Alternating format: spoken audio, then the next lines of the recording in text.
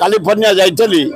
Kids ଛାତ୍ରମାନେ ସେଠି scientist doctor engineer ସୁନାମ ବଢ଼େଇଛନ୍ତି। ଆମ ରେଭେନ୍ସା ଷଡ଼ଯନ୍ତ୍ର କରାହେଉଛି ଡକ୍ଟର ଅଚ୍ୟୁତ ସାମନ୍ତଙ୍କୁ ବଦନାମ କରିବା ପାଇଁ। ଆପଣମାନେ ବିଶ୍ୱାସ କରିବେନି, ମୁଁ ଜର୍ମାନ ନ୍ୟୁୟର୍କ ଆମ ବିଜେପି କଲେଜ ଆମ ଓଡ଼ିଆ ପିଲା ବହୁତ ସୁନାମ ଅର୍ଜନ କରିଛନ୍ତି। ତାକୁ ବଦନାମ କରିବା ପାଇଁ ଗୋଟା ଲୋକ ଅକ୍ଳାନ୍ତ କଣ ମୁଁ ଜାଣିପାରୁନି କାହିଁ ସେ ପ୍ରେମ କରନ୍ତି। ଶୁଖିଲା ପ୍ରେମ ବୋଧେ ବାଧା ହେଉଛି ସେ ମରିଯାଉଛନ୍ତି। ଆଉ ଏ ଓଦା ପ୍ରେମ କଲେ ହନ୍ତା ଆଉ କୋଉଠି ନାହିଁ। ସେ କିଡ୍ କଲେଜ ସବୁ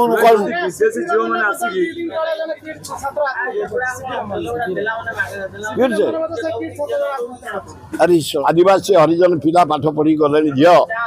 ଏ ରେଜଲ୍ଟ ହେଇଛି 95% ରେଜଲ୍ଟ ହେଇଛି।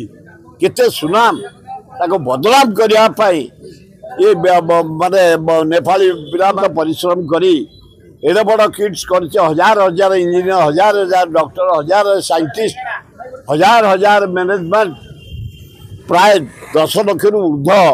ଓଦା ପ୍ରେମ କଲେ ହନ୍ତା, ଭିତରି ପ୍ରେମ କଲେ ହନ୍ତା।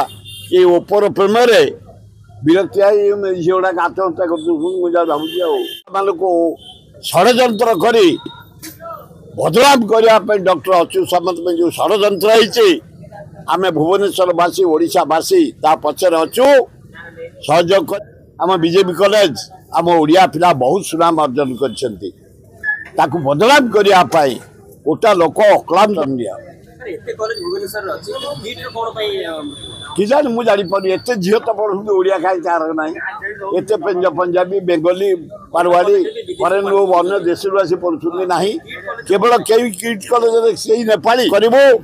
ଏବଂ ପୋଲିସ ଆମର ଡେପୁଟି କମିଶନରଟା ବଢ଼ିଆ ଲୋକଟିଏ ଅଛି। ଏଇନା କମିଶନ ଭଲ ଅଛନ୍ତି।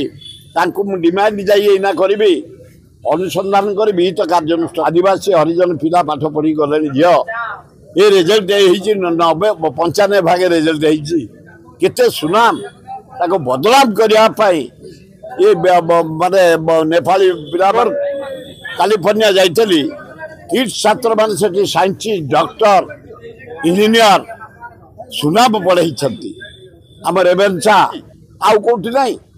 ସେ କିଡ୍ କଲେଜ ସବୁ